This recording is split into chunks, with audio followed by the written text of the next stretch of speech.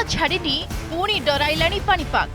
जुलाई मध्य भागरे राज्य रे कौन हेबाकु जाउछि जानतु। गत किछि दिन धरी राज्य रे वर्षार परिमाण किछिटा कमिथिबा बेले एबे पुणी थरे पाणीपाग विभाग चिंताजनक सूचना दैछि। जुलाई मझिरे वर्षार विपद। बंगोपसागर रे लघुचाप ओडिशा रे बढ़िबो वर्षा। घमाघोट वर्षा नहीं पूर्वानुमान तलिया अंचल रे सतर्कता जारी।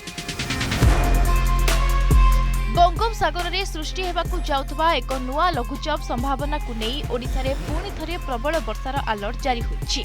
आसंता जुलाई 12 रु 15 तारिख मध्य राज्यर अधिकांश अंचल रे घमाघोट वर्षा हेबार पूर्वानुमान करा जायछि।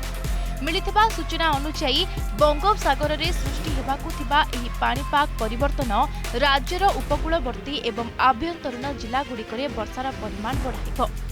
वर्तमान राज्यर किछि अंचल रे सामान्यरु मध्यम धरणर वर्षा जारी रहितबा बेले नूतन लघुचाप क्षेत्र सृष्टि हेबा परे वर्षार तीव्रता आहुरी बढ़िबो बोली पाणीपाग विज्ञान पक्षरु सूचना दिया जायछि।